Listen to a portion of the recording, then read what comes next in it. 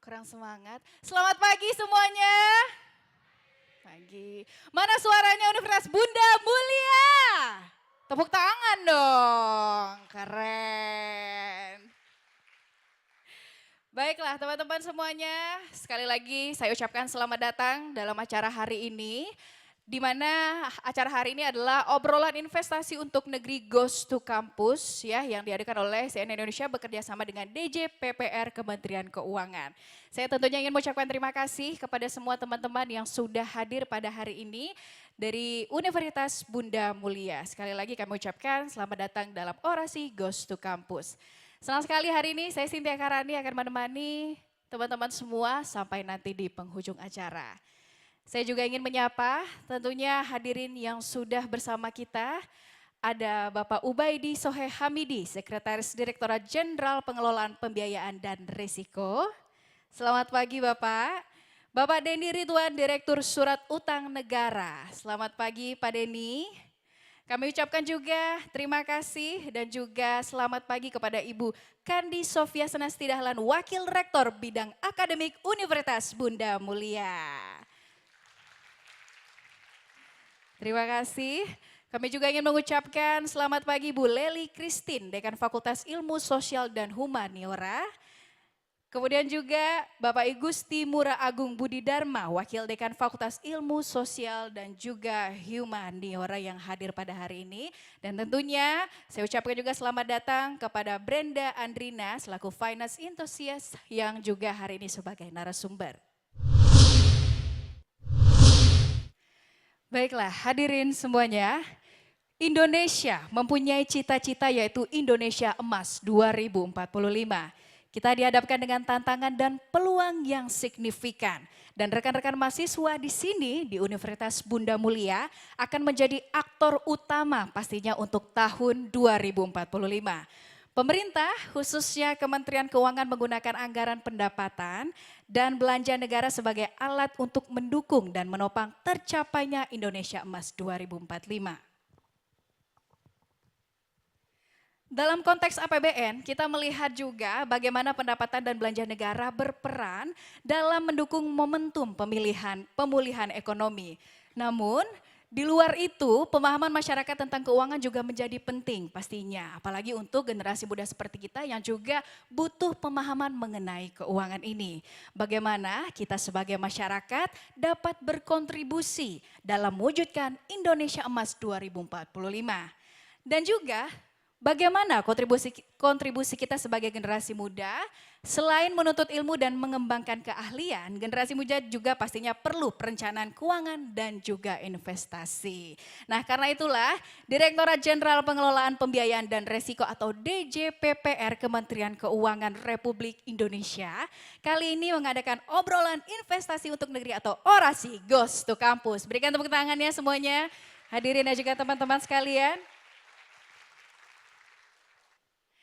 Baiklah teman-teman semua, kita akan melanjutkan sesi acara inti ya, yaitu kita akan mulai dengan kuliah umum DJPPR bercerita. Nah di sini kita akan mendengarkan ya terkait orasi, tentunya acara kita hari ini terkait investasi dan juga program dari DJPPR ya yang menjadi kuliah umum teman-teman juga yang akan disampaikan oleh Bapak Ubaidi untuk memberikan kuliah umum sebagai insight bagi kita semua. Dengan demikian langsung saja saya undang Bapak Ubaidi.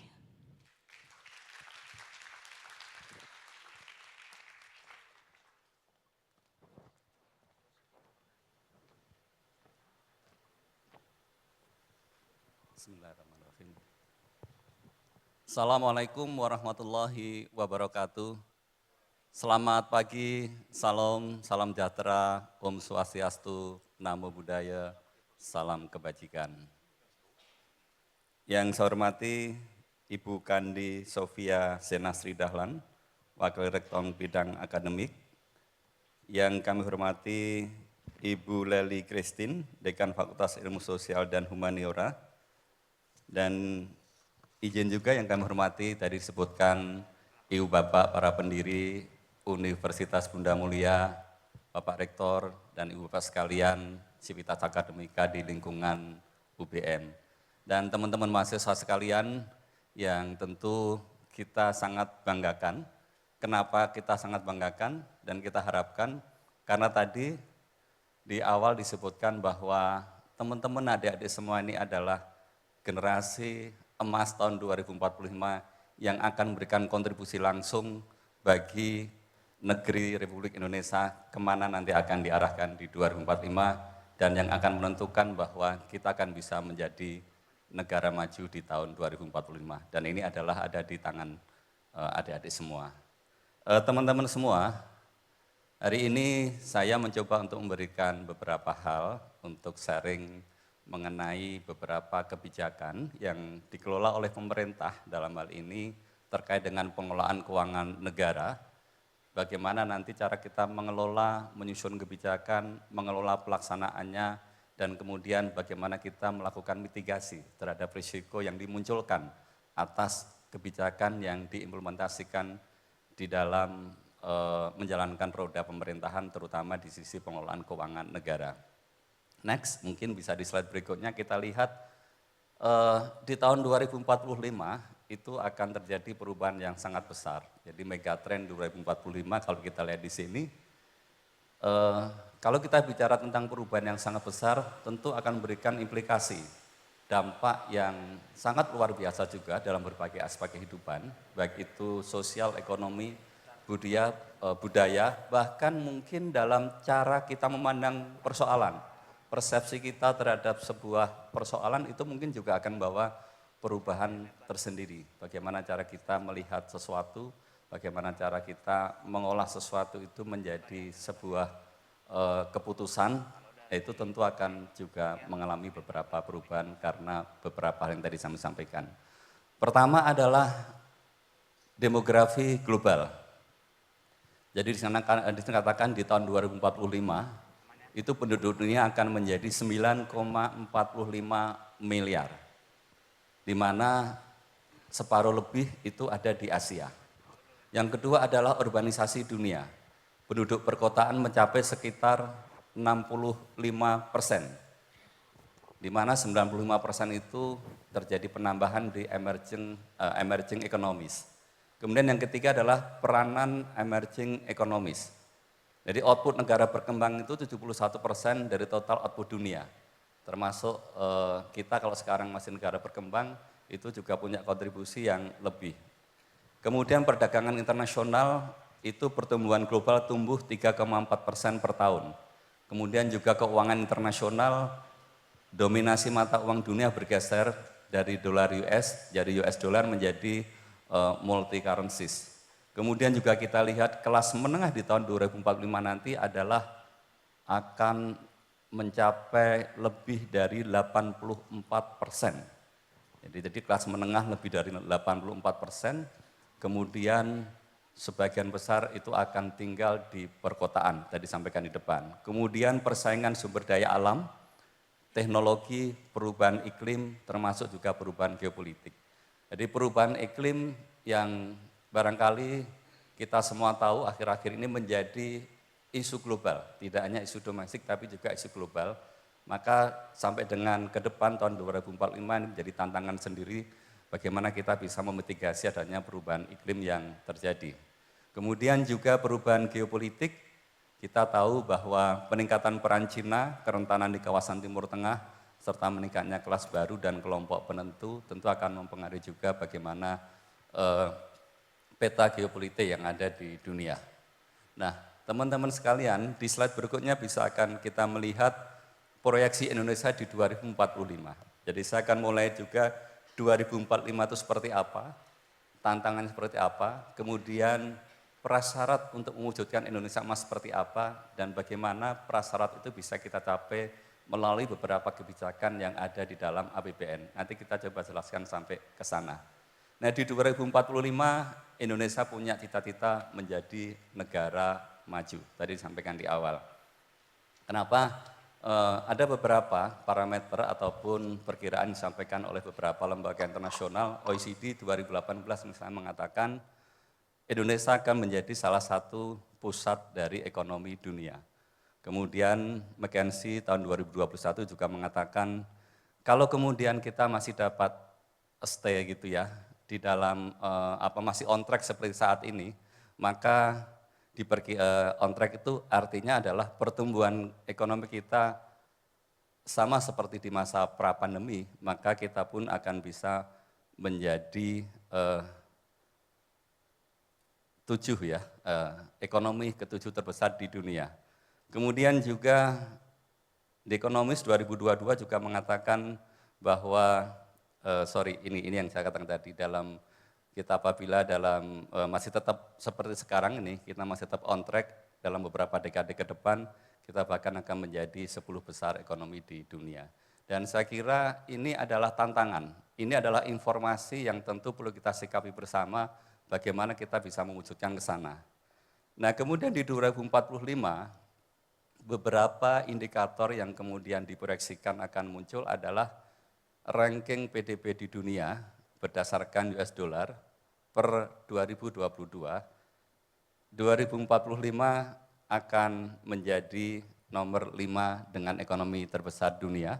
Saat ini kita 16, kemudian angka harapan hidup juga 71,9, nanti menjadi 75,5, tingkat pengangguran termasuk bagaimana kontribusi industri manufaktur ini juga akan meningkat. Itu adalah kondisi yang diharapkan di tahun 2045. Saya kira itu adik-adik, ibu bapak semua, teman-teman semua yang bisa kami sampaikan mengenai ini pengenalan APBN ya. Mudah-mudahan kita juga bisa mendapatkan insight baru. Oh APBN itu posturnya seperti ini, fungsinya seperti ini, punya korelasi untuk mencapai tujuan bernegara, membantu masyarakat, menstimulasi ekonomi dan seterusnya. Demikian yang bisa kami sampaikan, kurang lebihnya mohon maaf, mudah-mudahan bermanfaat. Assalamualaikum warahmatullahi wabarakatuh. Waalaikumsalam warahmatullahi wabarakatuh. Terima kasih Pak Ubaidi Soheh Hamidi selaku Sekretaris Direktorat Jenderal Pengelolaan Pembiayaan dan Resiko Kementerian Keuangan. Luar biasa ya, hari ini kita dapatkan manfaat yang luar biasa dari sesi kuliah umum bersama Pak Ubaidi. Semoga teman-teman semua bisa berkontribusi untuk Indonesia Emas 2045. Gimana, semangat? Semangat dong. Tepuk tangan sekali lagi untuk teman-teman Universitas Bunda Mulia. Dengan demikian, saya akan mengundang tentunya sesaat lagi ada moderator yang akan melanjutkan sesi talk show kedua ini, yaitu Sarah Arianti, news anchor-nya CNN Indonesia. Temanya nanti adalah pentingnya literasi keuangan bagi generasi muda. Dengan demikian, saya akan langsung mengundang Sarah Arianti. Halo. Saya langsung serahkan ke Sarah Arianti. Halo Cynthia. Terima kasih. Halo Sarah, silakan Sarah. Oke, sebelumnya saya mau menyapa dulu nih teman-teman UBM, apa kabar semuanya? Oke, ini masih semangat ya, karena sesaat lagi saya akan memandu nih talk show, coaching klinik sih sebenarnya ya. Bersama dua orang hebat nih, saya akan memanggil dulu. Yang pertama ada Direktur Surat Utang Negara Kementerian Keuangan, ada Bapak Denny Ridwan. Silakan bergabung bersama saya di depan. Kita invite kembali ya Pak ya, tadi udah naik panggung, sekarang kita panggil lagi ke sini. Selamat pagi menuju siang, Kang Denny aja ya. Pagi, apa kabar? Alhamdulillah baik. Apa kabar semuanya? Oke, kita langsung panggil narasumber kita yang kedua, ada Brenda Andrina, ini adalah perencana keuangan. Ini kalau saya boleh memberitahu teman-teman semua di sini, jangan lupa follow nih Instagram dari Kang Denny dan juga Brenda, karena di sini banyak banget konten-konten mengenai keuangan ya, tentunya untuk membuka mata kita lebih tentang literasi keuangan. Dan memang kita tahu bahwa bagi generasi muda itu investasi, untuk melek investasi, literasi keuangan itu sangat penting. Tapi juga ini harus hati-hati ya, karena ada prinsip yang harus diketahui agar meminimalisir resiko dan juga manfaatnya itu menjadi maksimal. Dan langsung saja mungkin kita mulai coaching klinik hari ini dengan tema pentingnya literasi keuangan bagi generasi muda. Mungkin pertanyaan pertama saya ingin ke Kang Denny terlebih dahulu, nggak apa-apa ya? Boleh. Oke, Kang Denny ini kan berhubung dengan judul yang tadi sudah saya sebutkan. Mungkin pertanyaan pertama itu lebih ke kenapa sih literasi keuangan itu penting bagi generasi muda dan juga apakah hal ini berdampak pada ekonomi Indonesia? Oke. Makasih pertanyaannya bagus sekali. Saya semangat kalau di tempat seperti ini luar biasa ya Luar ruangannya. biasa banget. Kayak kita mau perform stand up comedy. Aduh, jangan dong Pak, kita Jangan. ngomongin ekonomi aja. Oke. Jadi lain tadi Pak Ubay kan pakai dalamannya light gitu ya, luarnya hitam, beliau pembawaannya tenang, menghanyutkan. Kalau saya kan dalamnya hitam, dinya gelap light, karena saya orangnya agak ugal-ugalan gitu. Tapi biasanya bikin kangen kan, susah dilupakan. Benar. Oke, jadi kalau penting sekarang ini kalau kita perhatikan ya, di anak muda ada disebut fenomena ikan sepat, ikan gabus, beli di bambu apus. Biar, apaan tuh? Dulu ya. Biar silaturahmi tidak putus, pinjam dulu 100. Ini kelakuan yang bikin kesel gitu ya, tiba-tiba di WA ada kayak gitu langsung kita blok gitu. Ini kenapa? Ya karena banyak di antara kita yang ternyata mencoba untuk membiayai gaya hidup hari ini dengan penghasilan hari depan yang belum tentu gitu. Sehingga kemudian terjebak dalam hutang. Makanya kalau kita belajar financial planning, perencanaan keuangan, edukasi keuangan, itu kan sebetulnya mencoba untuk kita mengubah mindset bahwa hidup kita ini tidak hanya untuk hari ini. Kita juga harus mempersiapkan hari esok. Karena kalau kita bicara investasi kan pendapatannya enggak hari ini ya, pendapatannya kita akan terima di hari yang akan datang. Makanya orang yang belajar financial management pasti adalah orang yang belajar bahwa kita tidak hanya hidup untuk hari ini, kita harus punya rencana untuk masa depan. Makanya ini penting untuk teman-teman belajar. Dan sayangnya di Indonesia justru yang sering kita ajarkan itu mungkin lebih kepada bagaimana kita cara mencari uang, betul nggak? Iya kan? Cara mencari uang. Jadi polisi, jadi pengusaha, jadi dokter, jadi apa. Semuanya intinya adalah bagaimana cara mencari uang.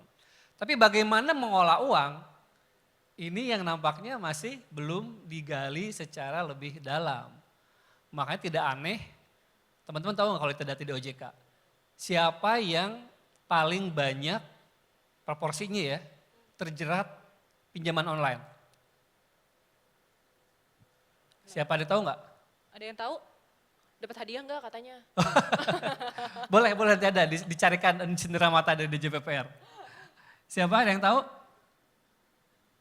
Oke, silakan. Ada panitia Ada boleh? untuk mic-nya? Oleh kak. Oke, boleh maju aja Maju sini? deh, maju. Oh maju, ini, biar udah ada semua. mic-nya.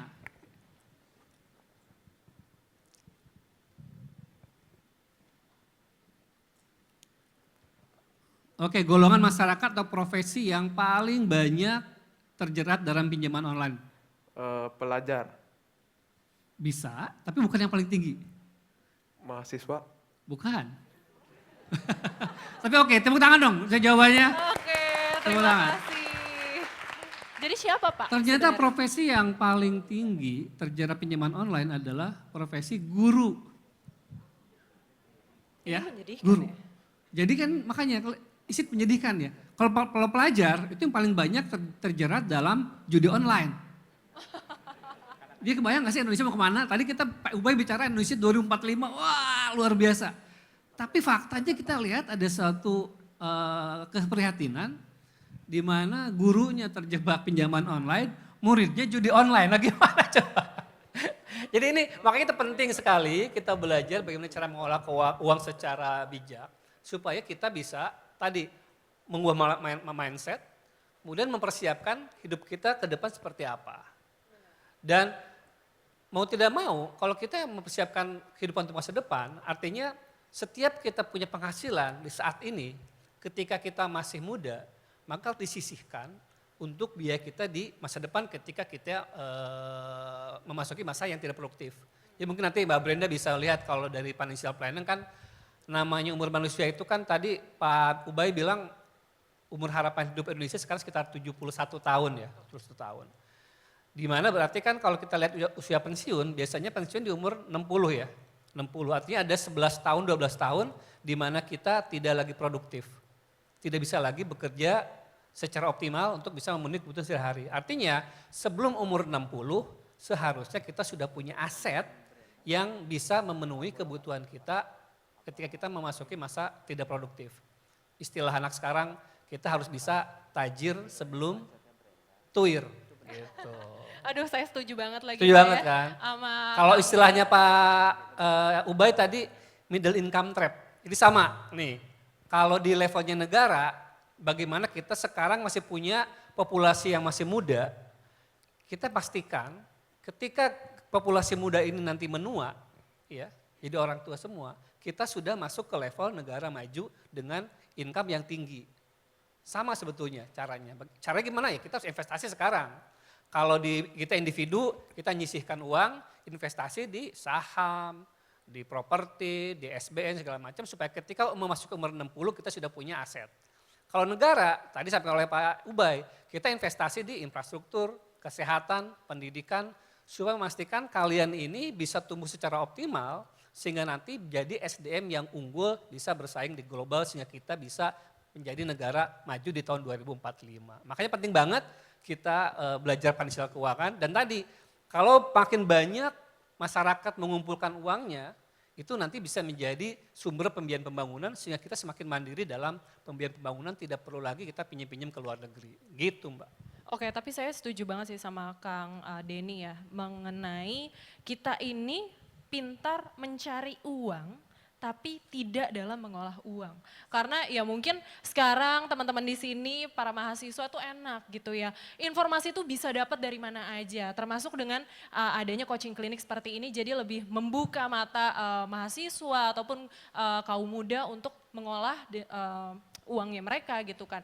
Kalau zaman dulu saya nggak ada kayak gini-gini nih Kang, makanya jadi pusing. Tapi nggak apa-apa karena selain ada coaching klinik seperti ini, kita juga tahu bahwa ilmu-ilmu tentang mengolah uang dan juga investasi itu bisa kita dapat dengan mudah di sosial media. Mungkin saya akan bergeser dulu nih ke Brenda ya.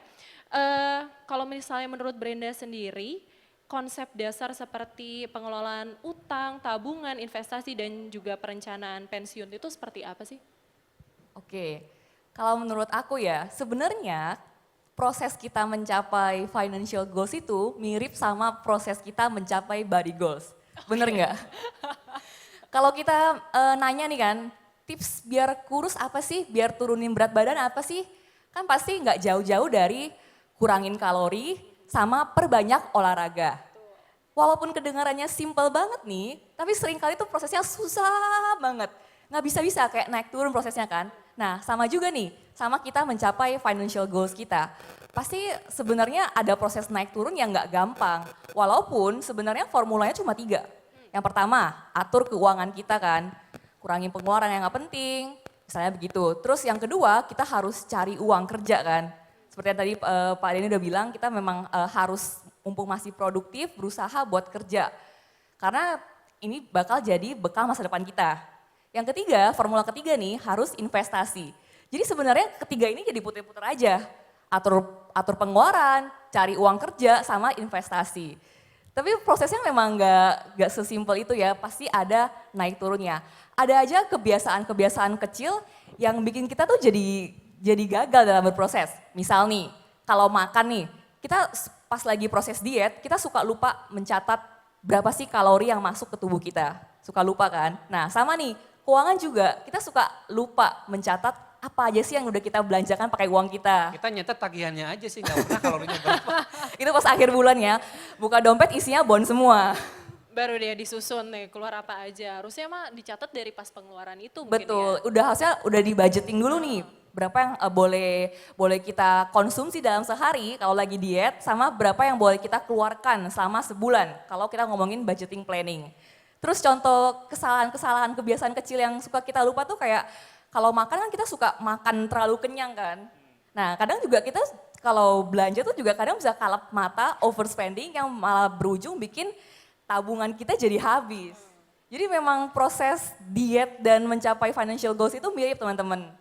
Dan kalau pas kita mau diet, kan pasti setiap orang punya metode masing-masing kan buat nurunin berat badan. Ada yang intermittent fasting, ada yang pakai diet keto. Sama nih, Di finance juga kita punya instrumen andalan masing-masing ya Pak ya, untuk mencapai goals kita. Ada yang investasinya di saham, di properti, ada yang di obligasi, jadi beda-beda. Tapi mau apapun itu pilihannya, yang bikin sama adalah proses kita turunin berat badan dan proses kita mencapai financial goals itu butuh yang namanya waktu. Jadi nggak bisa instan gitu ya teman-teman, kita mau diet hari ini besok langsung turun 10 kilo, nggak bisa dong. Kita juga sama halnya dengan financial planning. Kita mau punya goals, punya 1M, mulainya hari ini nggak bisa kita langsung ngarepin bulan depan udah 1M dong. Gitu. Jadi memang ada tahap-tahap yang harus dilewatin. Misalnya nih, sebagai fresh grad yang baru punya gaji, ya mungkin kita tahap awalnya adalah kita ngeberesin utang-utang kita dulu. Misalkan pernah tergiur mencoba pay letter atau pinjaman online. Nah itu yang harus diberesin dulu sebelum kita mulai berinvestasi. Kan nggak lucu ya Pak ya, masa kita bunga pinjolnya lebih gede daripada bunga investasi kita. Jadi memang bereskan dulu utangnya, terus kalau utangnya udah beres kita mulai ke tahap dana darurat nih. Dana darurat itu penting supaya kita bisa mengcover kebutuhan-kebutuhan yang sifatnya dadakan. Misalkan tiba-tiba laptopnya rusak, harus reparasi. Nah itu fungsi dana darurat di situ. Kalau dana daruratnya udah terkumpul nih, baru kita mikirin, wah uang nganggur ini tuh mau diinvestasikan apa nih? Kita sesuaikan sama tujuan keuangan kita, mau yang jangka pendek, yang butuhnya dalam setahun atau buat yang jangka panjang. Misalkan teman-teman udah mulai mikir nih, kayaknya enak nih pensiun 15 tahun lagi. Nah itu juga udah harus kita pikirin tuh, kira-kira kita harus berinvestasi berapa dan di instrumen apa supaya kita bisa mencapai goals pensiun tadi. Ngomong-ngomong jiwa muda nih ya Pak ya, saya pengen nanya juga nih ke Brenda mungkin ya. Kita tahu kalau misalnya jiwa muda, itu kan rasa ingin tahunya banyak banget. Ingin mencoba berbagai hal baru, mungkin gara-gara FOMO ngeliat teman-temannya kayak tadi gitu kan ya. Nah bagaimana sih caranya untuk generasi muda khususnya mungkin mahasiswa yang ada di sini, untuk memiliki awareness dan juga kemampuan untuk merencanakan keuangan mereka dan akhirnya sadar nih untuk ikut investasi demi masa tua nanti gitu, masa depan yang lebih, aduh sampai jatuh kan, lebih secure gitu. Oke, mungkin tiap orang di sini teman-teman punya turning point sendiri ya, gimana tiba-tiba bisa aware untuk investasi. Kalau berdasarkan pengalaman aku nih, waktu aku mahasiswa seperti teman-teman, waktu aku di semester 3 itu aku udah nyambi kerja sebagai SPG. Jadi kalau teman-teman pernah ke pameran PRJ, pameran mobil, itu dulu ladang penghasilan aku. Nah, waktu itu motivasi aku buat kerja itu cuma satu sebenarnya, biar bisa jajan lebih banyak. Jadi karena waktu itu aku merasa uang jajan dari orang tua aku tuh kurang buat aku belanja, buat aku nonton bioskop. Jadi aku pikir ya udahlah aku cari kerja sambilan biar aku bisa jajan sesuka aku gitu kan. Tapi lucunya ketika kita udah megang uang sendiri nih, kita udah ngerasain capeknya kerja, kok jadi makin pelit ternyata loh. Bukan makin Saya merasakan juga loh. Bukan makin belanja tapi kok jadi semuanya makin perhitungan gitu. Jadi kalau mau beli sepatu nih di mall ngelihat, lah harganya 2 juta. 2 juta ini kan setara setengah dari penghasilan bulanan SPG-ku. Sekian jam kerja gitu, iya. sekian jam kerja gitu ya. Jadi ngitungnya per jam kerja gitu. Terus lama-lama jadi nggak rela. Loh ini kan capeknya tuh nggak sebanding sama rasa senang ketika beli sepatu baru tadi. Nah disitulah mulai aku muncul kesadaran untuk benar-benar membelanjakan uangku lebih apa istilahnya mindful ya. Jadi aku maunya ya beli barang atau jasa yang memang bisa kasih aku manfaat jangka panjang dan bisa kasih aku kualitas hidup yang lebih baik di masa depan. Karena benar kata Pak Denny tadi, uang kita hari ini tuh sebenarnya juga untuk kita di masa depan. Jadi bukan buat habis hari ini ya Pak ya. Nah disitulah aku mulai menunda kesenangan. Jadi lebih kalau habis kerja langsung aku tabung uangnya. Dan the power of tabungan itu bener-bener aku ngerasain sendiri sih Pak. Jadi aku tuh hampir nggak lulus kuliah. Karena waktu di tahun terakhir aku kuliah itu, keluargaku kena musibah, papaku sakit kan. Dan itu butuh biaya pengobatan yang gede. Jadi mau nggak mau di tahun terakhir itu, di 2 semester itu aku harus biayain uang sekolah aku sendiri. Nah karena aku untungnya bekerja dan punya tabungan tadi itu yang jadi ujung-ujungnya jadi dana darurat kan. Karena buat biayain kuliah dan kehidupan aku sama kuliah itu. Dan akhirnya aku bisa lulus. Jadi aku bersyukur banget aku nggak langsung menghabiskan uangku saat itu juga. Oke, boleh tepuk tangan Tangan dulu nih dong. untuk Brenda. Memang luar biasa sih Mbak. Kalau kita lihat juga datanya kelihatan kesadaran dari generasi muda untuk berinvestasi juga makin tinggi ya. Karena kalau kita lihat di data YXBN tadi, kalau kita data di SBN Retail, sekitar berapa? 40% itu adalah generasi milenial. Kemudian juga generasi Z juga sudah masuk 2%. Jadi sekarang itu mayoritas investor kita adalah justru generasi muda. Justru generasi muda Generasi ya muda Pak? betul. Lalu kalau misalnya saya boleh bertanya tantangannya apa nih Pak untuk SBN Retail sendiri untuk Tantangannya, pertama tentu literasinya tadi masih berkurang ya, kita masih punya PR untuk terus mengembangkan. Tapi di sisi lain kita lihat sekarang itu orang makin mudah diiming-imingi, dirayu untuk ngutang. Pay letter, grab letter, Shopee letter, semua di letter-letterin adalah. Pay letter nanti regret letter gitu, nanti ujungnya itu regret semua. semua ya. e-commerce kayaknya menyediakan layanan. Betul, bahkan pay nampaknya letter ya? lebih mudah untuk kita pakai letter-letter tadi dibandingkan dengan bayar kontan gitu ya. Karena didorong kita untuk ngutang dulu.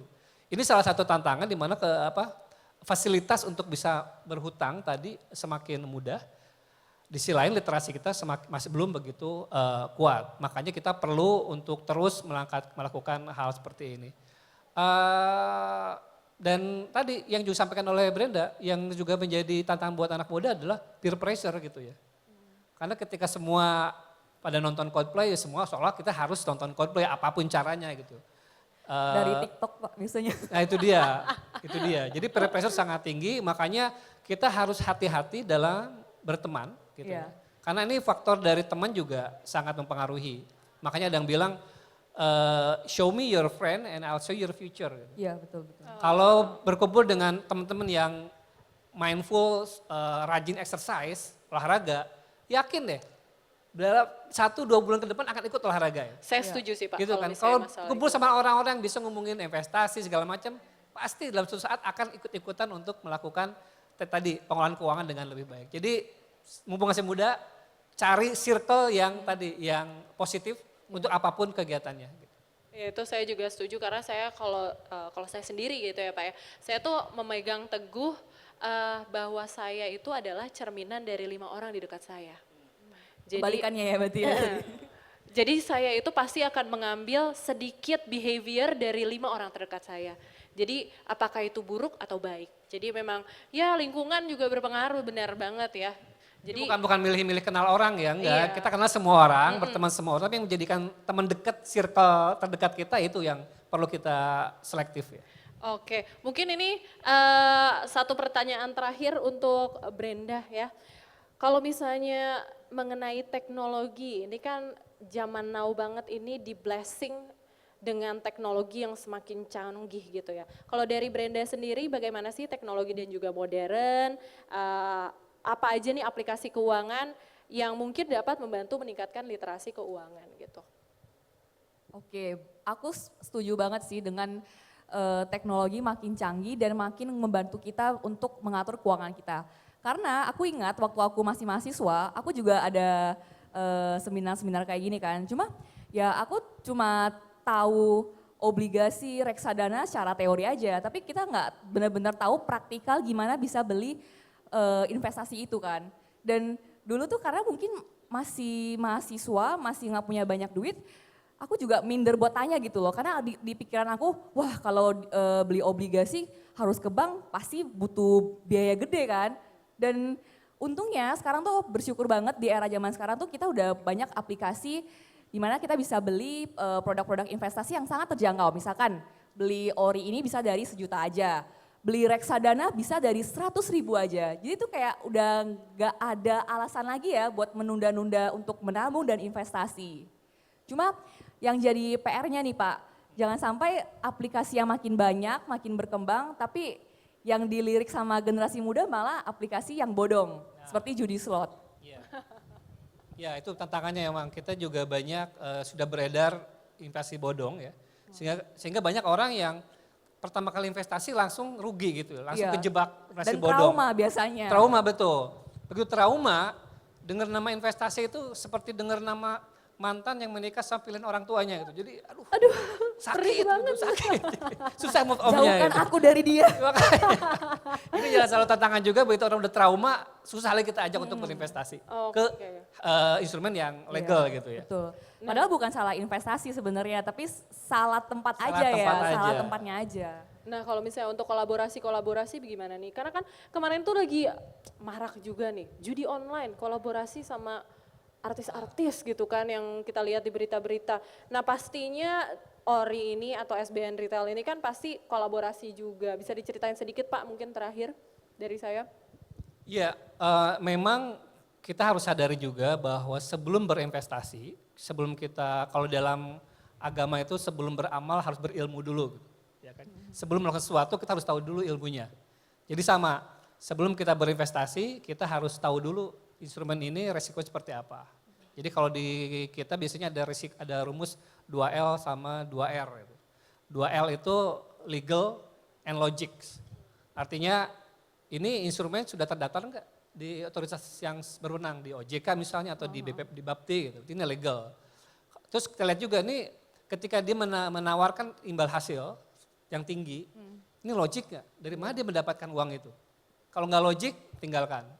Terus yang tadi risk and return, biasanya orang begitu ditawarkan return yang tinggi sudah gelap mata, gitu, tanpa tahu risikonya. Jadi harus berhitung seberapa besar risikonya yang harus kita tanggung, kita antisipasi ketika ada yang menawarkan suatu instrumen dengan return yang tinggi. Kalau nggak make sense, ya tinggalkan juga. Benar-benar, jadi 2L sama 2R. Makanya saya senang sekali kita kolaborasi dengan para influencer, dengan para mahasiswa, segala macam akademisi, semua pihak pokoknya untuk kita sama-sama meningkatkan literasi keuangan dari masyarakat Indonesia supaya jangan sampai terjebak di instrumen yang bodong ataupun yang judi online tadi. Makanya ada tadi kalau kita lihat tagline dari Ori, kalau teman-teman ada yang naik KRL nggak ada nggak?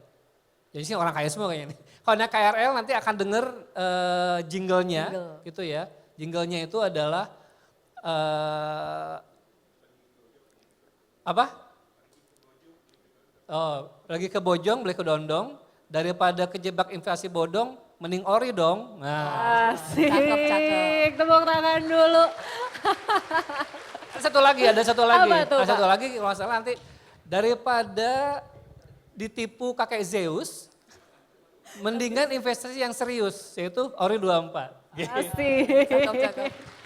Silakan ya kalau dengar di KRL akan kelihatan nanti beberapa gerbong, sudah ada sekitar 70 gerbong ya yang kita sewa untuk bisa selain suara juga ada grafik-grafiknya. Di situ ada QR code, silakan di capture, bisa langsung lari ke landing page kita yaitu di www.kemenq.go.id/ori. Itu landing page kita, semua informasi tentang Ori ada di situ. Lagi-lagi kemudahan ya untuk mendapatkan informasi tentang investasi sampai ke Jadi kali ini gerbong-gerbong kita KRL loh. kolaborasi dengan KAI, PT KAI. Oh, Oke, keren banget. Tapi kan dari tadi ini saya nanya mulu ke Kang Denny dan juga ke Brenda.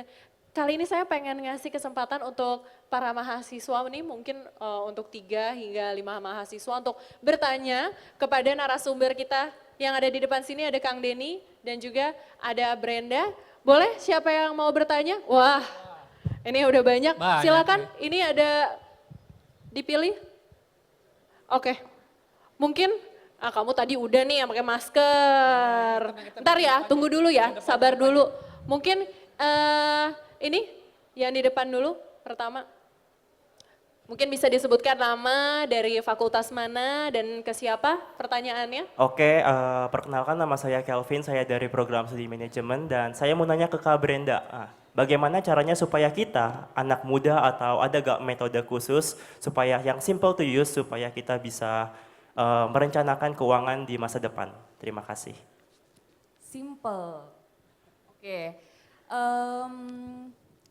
Mungkin metode yang paling simple itu adalah yang mungkin Calvin juga udah pernah dengar ya, metode budgeting 50-30-20. Jadi uang kita itu 50% untuk kebutuhan yang sifatnya pokok, terus 30% itu aku untuk nabung. Jadi aku punya target ke diriku sendiri, aku tabung minimal 30% dari penghasilan aku dan 20% untuk yang sifatnya kesenangan gitu. Dan kalau dari tabungan kan 30% nih, kita breakdown lagi nih, apakah dana darurat udah terkumpul atau belum. Dana darurat itu biasanya aku 6 sampai 12% setahun. 12% lagi, 12 kali dari pengeluaran bulanan dalam setahun.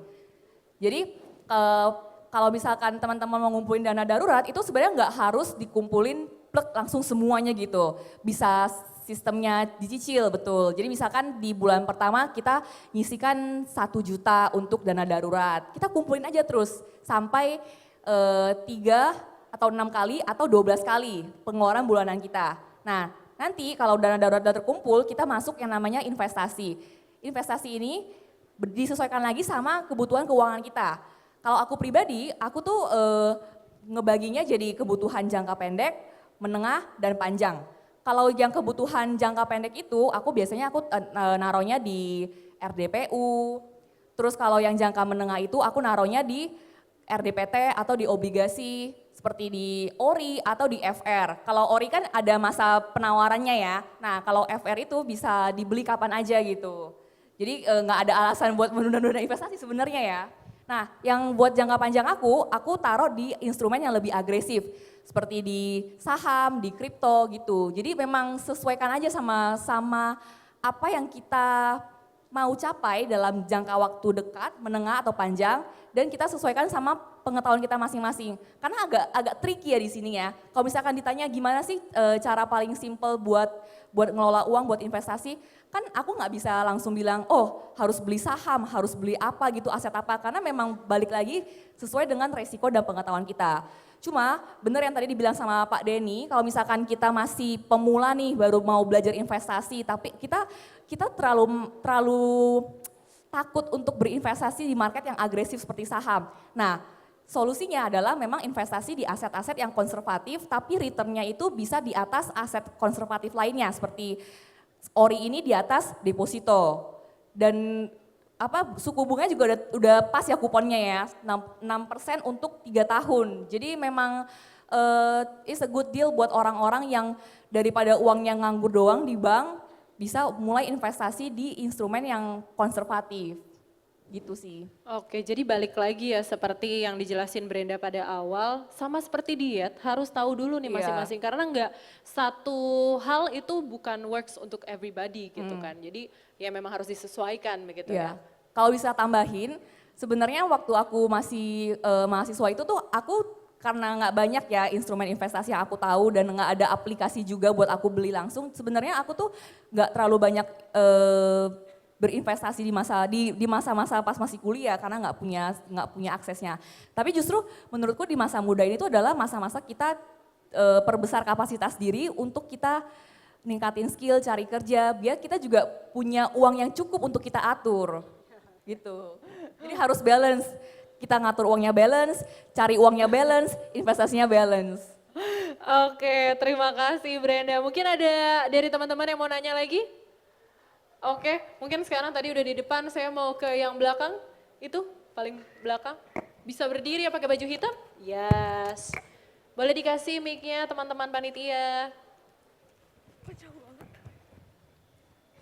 Bisa disebut namanya dari fakultas mana dan ke siapa nih pertanyaannya ditujukan? Ya, halo Pak, selamat pagi. Perkenalkan nama saya Alvin dari Prodi Bisnis Digital semester 5. Saya ingin bertanya mengenai, kan baru-baru ini kita lagi ada perubahan regulasi dan perubahan kebijakan pajak nih Pak. Ada nggak sih dampak dari perubahan tersebut terhadap daya tarik ORI ataupun obligasi negara retail bagi para investor Pak? Baik, Jadi sebelum kita menerbitkan undang-undang harmonisasi perpajakan nih di tahun 2022 ya, Pak Uba ya. Itu kalau kita lihat, omnibus sebelumnya malah. Sebelumnya itu yang namanya pajak untuk bunga obligasi sebesar 15%. Gitu ya.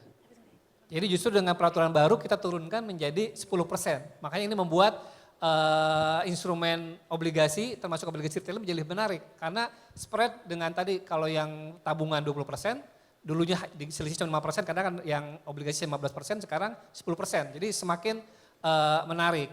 Dan sebetulnya kalau dari sisi makronya lagi, dengan kita menerbitkan undang-undang harmonisasi perpajakan, ini targetnya kan sebetulnya bagaimana supaya tax ratio kita semakin meningkat. Betul nggak? Dengan tax ratio kita semakin meningkat, artinya APBN kita akan semakin sehat karena pendapatan negara akan semakin tinggi, sehingga kemampuan untuk membayar kewajiban termasuk kepada para pembeli SBN ini akan menjadi semakin meningkat. Makanya kalau kita lihat di market saat ini, spread antara suku bunga atau yield dari surat berharga negara Indonesia, baik yang di domestik maupun di global, dengan US Treasury, itu semakin lama semakin menyempit spreadnya. Artinya investor sudah semakin percaya dengan SBN kita, karena kita memiliki fundamental ekonomi yang sangat strong, cukup baik. Makanya resiko premiumnya menjadi semakin rendah, sehingga selisih antara yield US Treasury dengan SBN kita menjadi semakin menyempit. Oke, terima kasih Kang Denny. Ada pertanyaan lagi? Mudah-mudahan menjawab ya. Menjawab kan? Oke, tuh jempolnya sudah diacungkan. Oke, itu untuk teman dengan jaket hitam dan daleman kuning. Boleh, teman-teman?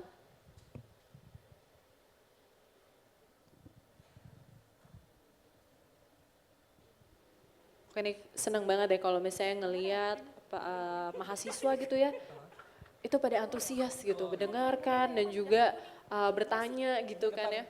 Itu? Yang pakai jaket, yang pakai jaket. Selamat siang Kak Brenda, saya mau bertanya nih.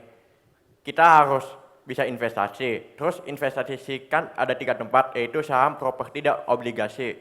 Dari ketiga tempat tersebut, tempat manakah yang paling baik untuk investasi? Nama saya Deko. Oke, terima kasih Eko pertanyaannya. Jadi, investasi yang baik itu adalah investasi yang tepat dengan tujuan kita. Nah, tiap yang tadi Eko tanyakan tadi, saham, properti, dan obligasi punya ciri khas masing-masing, punya kelebihan dan kekurangan masing-masing. Misalkan kita ambil properti. Properti itu kalau kita beli itu selain jadi aset investasi bisa juga jadi aset buat kita tinggalin sendiri. Tapi kalau misalkan kita beli properti, yang harus diperhatikan adalah pertama itu tidak liquid ya Pak ya. Jadi memang ini tuh investasi yang nggak bisa menghasilkan cash flow buat kita. Dan ada cash flow yang harus kita keluarkan tiap bulan untuk maintenance investasi ini. Jadi kalau teman-teman merasa, wah kayaknya aset aku ini kalau dibelikan properti, kayaknya aku susah deh, soalnya aku butuh cash flow tiap bulan nih. Berarti properti disingkirin dulu nih, kita beralih ke pilihan aset lainnya. Yang kedua ada saham. Saham itu secara historis memang dia ngasih return lebih tinggi dibanding obligasi. Saham itu bisa 10% per tahun ya, bahkan bisa lebih juga. Tapi saham itu kurang cocok buat teman-teman yang memang belum mengerti nih gimana cara menganalisa marketnya. Atau teman-teman yang belum punya waktu untuk selalu memeriksa pergerakan marketnya. Jadi saham itu lebih fluktuatif, bisa naik bisa turun. Kalau misalkan beli sekarang 1 juta nih, terus tiba-tiba minggu depan teman-teman butuh uangnya. Kan bisa aja 1 juta itu jadi 500.000 karena pergerakan pasar tadi. Jadi kalau misalkan teman-teman ngerasa, oh ya udah 1 juta ini uang nganggur kok, uang dingin yang nggak dipakai dalam jangka panjang. Berarti teman-teman cocok sama investasi saham itu. Tapi kalau misalkan teman-teman butuh uangnya segera, kayak belum tahu nih apakah 1 juta ini akan dibutuhkan minggu ini, atau dibutuhkannya bulan depan, atau dibutuhkannya tahun depan, masih ngambang gitu ya. Mungkin yang lebih cocok adalah obligasi. Karena obligasi ini pertama kita sudah tahu returnnya berapa, ORI ini udah tahu returnnya berapa, dan obligasi ini kalau misalkan teman-teman punya uang lebih diinvest dengan jumlah yang gede itu lumayan ya Pak kupon bulanannya ya. Jadi ada semacam cash flow yang kita dapatkan tiap bulannya. Dan obligasi negara ini tentunya resikonya sangat kecil karena ditanggung sama pemerintah sendiri ya Pak ya. Jadi balik lagi ke preferensi Eko dan gimana kebutuhan Eko saat ini gitu. Oke, sudah jelas ya Eko dengan jawabannya Brenda ya. Oke, terima kasih Brenda. Mungkin satu pertanyaan lagi nih, bisa angkat tangan. Itu temannya di situ, perempuan, yang cewek pakai masker.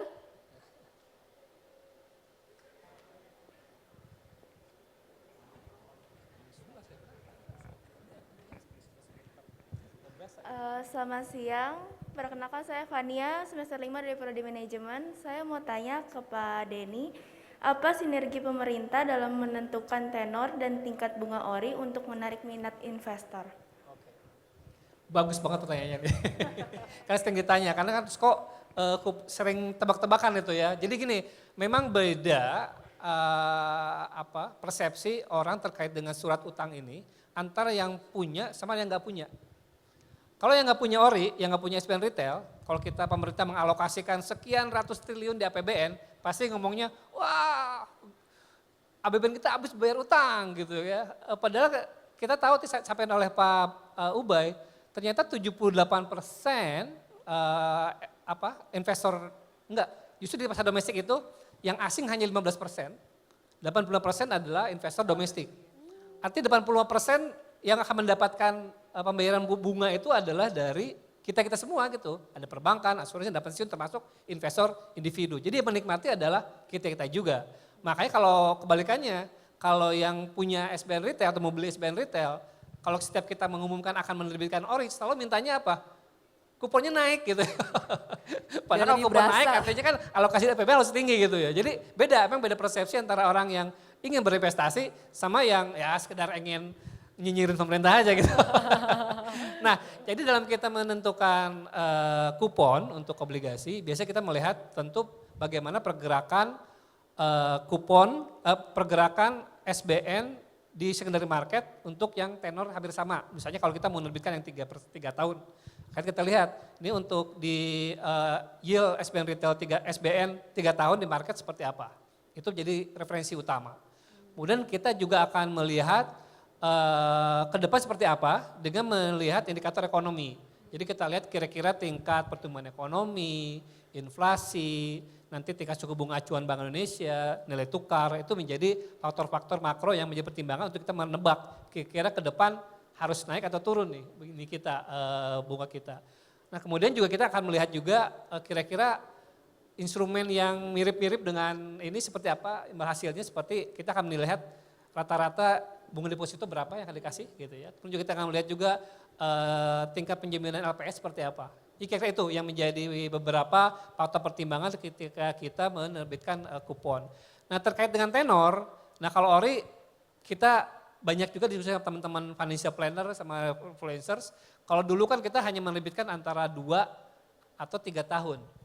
Dan ternyata berdasarkan evaluasi kita, juga berdasarkan hasil evaluasi, pastinya kita lihat data ya, data kita miliki, ternyata kepemilikan investor individu untuk seri-seri FR yang 5 tahun, 10 tahun, terutama 15 tahun, itu meningkatnya luar biasa. Artinya ada kebutuhan dari investor individu terhadap SBN yang tenor panjang.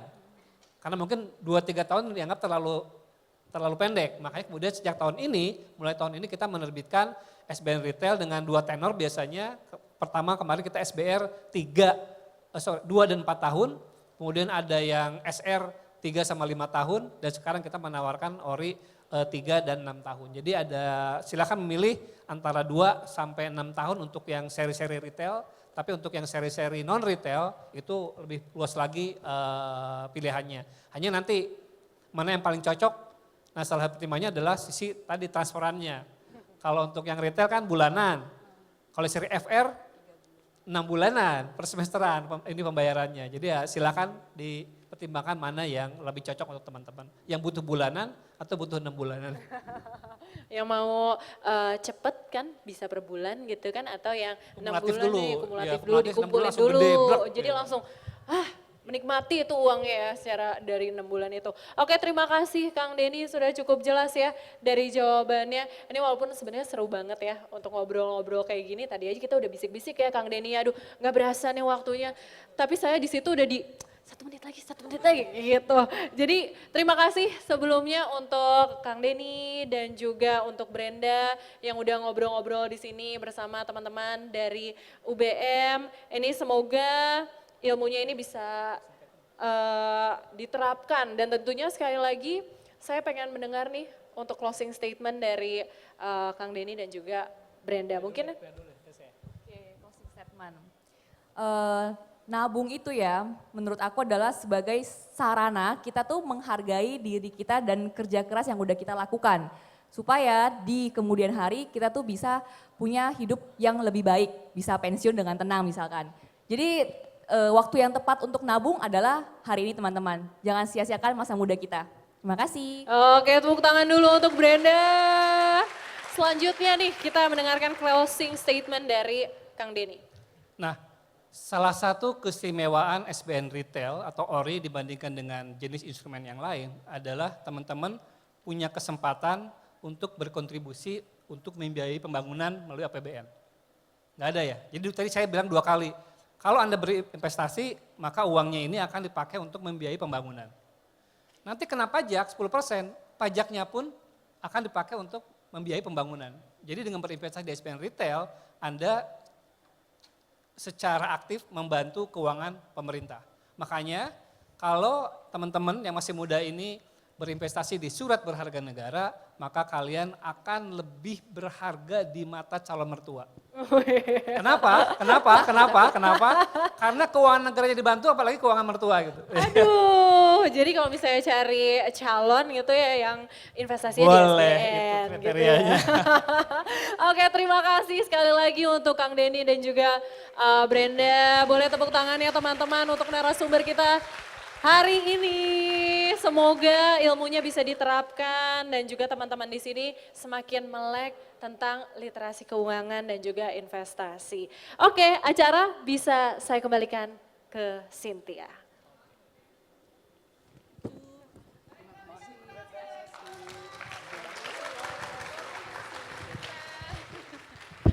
Luar biasa sekali.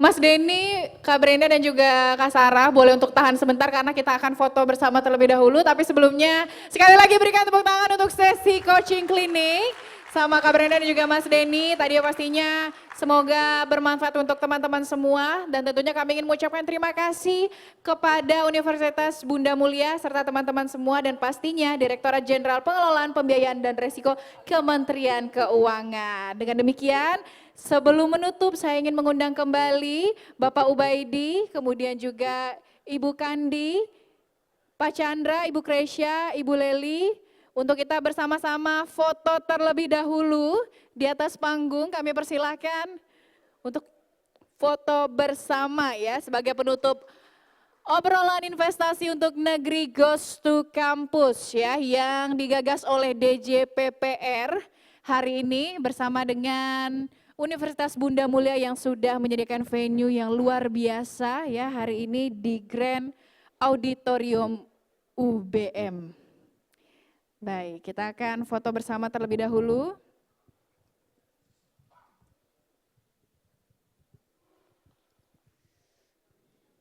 Tadi juga teman-teman antusias bertanya ya di sesi coaching klinik yang pastinya semoga bisa bermanfaat untuk teman-teman semua, menambah gairah investasi untuk kaum muda Indonesia ya yang pastinya juga untuk peran serta dalam peningkatan investor dalam negeri.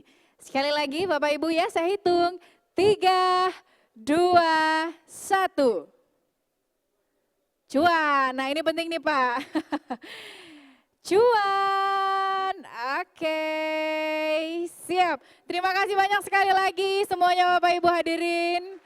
DJPPR dan juga Universitas Bunda Mulia hari ini luar biasa. Teman-teman semua juga kami ucapkan terima kasih sudah hadir dan mendengarkan dengan seksama semua sesi kuliah umum. Kemudian juga tadi ada coaching klinik ya dari narasumber kita ada Pak Denny dan juga Kak Brenda. Yang tadi pesannya adalah jangan sia-siakan masa muda. Kalau dari Kang Denny, keuangan sendiri aja bisa diatur apalagi mertua. Jadi menjadi nilai tambah ya untuk mencari perhatian mertua. Jangan lupa sekali lagi saya ingatkan untuk posting ya dan di tag di DJPPR Kemenq dan juga Ditsun Kemenq. Nanti akan ada hadiah 1 juta rupiah untuk 5 orang pemenang. Dengan demikian saya Cynthia Karani pamit undur diri untuk acara Orasi Goes to Campus hari ini di UBM. Terima kasih banyak sekali lagi semuanya. Sampai jumpa di acara selanjutnya. Terima kasih, selamat siang.